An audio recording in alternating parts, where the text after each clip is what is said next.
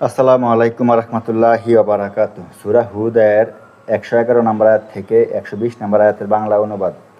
আর যত লোকই হোক না কেন, যখন সময় হবে আপনার প্রতিপালক তাদের সকলেরই আমলের প্রতিদান পুরোপুরি দান করবেন। নিশ্চয়ই তিনি তাদের যাবতীয় কার্যকলাপের খবর রাখেন।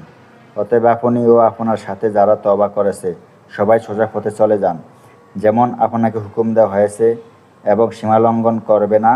তোমরা যা কিছু করছ নিশ্চয়ই তিনি তার প্রতি দৃষ্টি রাখেন, আর পাপিষ্ঠদের প্রতি ঝুঁকবে না, নতুবা আগুন তোমাদেরকে ধরবে, আর আল্লাহ ব্যতীত তোমাদের কোনো অভিভাবক নাই।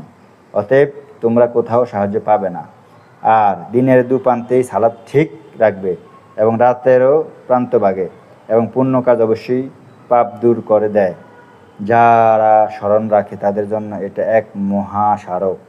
আর আপনি ধৈর্য ধারণ করুন, নিশ্চয়ই আল্লাহ পুণ্যবানদের প্রতিদান বিনষ্ট করেন না। কাজেই তোমাদের পূর্ববর্তী জাতিগুলোর মধ্যে এমন সৎকর্মশীল কেন রইল না, যারা পৃথিবীতে বিপর্যয় সৃষ্টি করতে বাধা দিত? তবে মুষ্টিমেয় লোক ছিল, যাদেরকে আমি তাদের মধ্য থেকে রক্ষা করেছি। আর পাপিষ্ঠরা তো ভোগ বিলাসে মত্ত ছিল, যার সামগ্রী তাদেরকে যথেষ্ট দেওয়া হয়েছিল। আসলে তারা ছিল মহা অপরাধী। আর আপনার পালনকর্তা এমন নন যে জনবসতিগুলোকে অন্যভাবে ধ্বংস করে দেবেন। সেখানকার লোকেরা সৎকর্মশীল হওয়া সত্ত্বেও, আর আপনার পালনকর্তা যদি ইচ্ছা করতেন তবে অবশ্যই সব মানুষকে একই পথের পথিক করতে পারতেন, আর তারা বিভিন্ন ভাগে বিভক্ত হতো না। আপনার পালনকর্তা যাদের উপর রহমত করেছেন তারা ব্যতীত সবাই চিরদিন মতভেদ করতেই থাকবে, এবং এই জন্যই তাদেরকে সৃষ্টি করেছেন।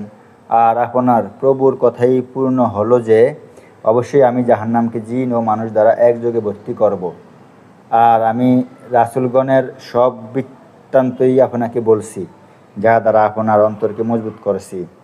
আর এভাবে আপনার নিকট মহাসত্য এবং ঈমানদারদের জন্য নসিহত ও স্মরণীয় বিষয়বস্তু এসেছে। আসসালামু আলাইকুম ওয়া রাহমাতুল্লাহি ওয়া বারাকাতুহু।